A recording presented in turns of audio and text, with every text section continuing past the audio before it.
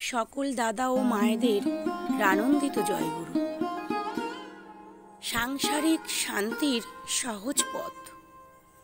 নিজের সংসারে শান্তি, স্বস্তি ও উন্নতিকে না চায়, দিন রাত ঈশ্বরের কাছে এই তো প্রার্থনা করছি সবাই।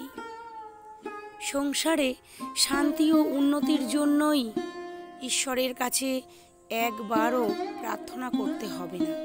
ভিখারির মতো নিজের সুখের জন্য দেবতার পায়ে কাকুতি মিনতি করতে হবে না। একটা গ্যারান্টিযুক্ত সহজ উপায় রয়েছে। স্বয়ং ঈশ্বরকে নিজের সংসারের সদস্য বানিয়ে ফেললেই তো হলো। নারায়ণ যদি আপনার সংসারের স্থায়ী সদস্য হন, লক্ষ্মী তো আপনিই আসবেন। তখন সংসারের শান্তি ও শ্রীবৃদ্ধি আটকায় কে? যে পরিবারে নারায়ণ বাস করেন, সেই পরিবারে আনন্দ আটকায় কে? এখন কথা হলো, নারায়ণ বা ঈশ্বরকে সংসারের সদস্য তো বানাবো, কিন্তু তাকে পাই কোথায়? তারও একটা সহজ উপায় সনাতন শাস্ত্রে দেওয়া আছে। গুরু ব্রহ্মা, গুরু বিষ্ণু, গুরুদেব মহেশ্বর, অর্থাৎ গুরুই ঈশ্বরের প্রতিমূর্তি। গুরুকে সংসারের সদস্য বানালেই কার্যসিদ্ধি হয়ে যায়। কিন্তু গুরুকে আমার সংসারের সদস্য বানাবো কিভাবে?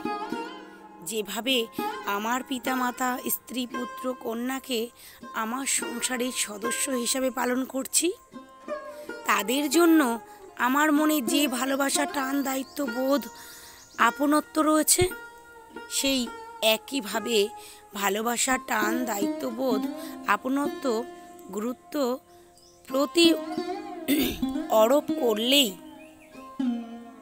তো হয়ে গেল। গুরুকে আমার পরিবারের কর্তা ভেবে তার ভরণ পোষণ, সেবা যত্ন করলেই তো হয়ে গেল।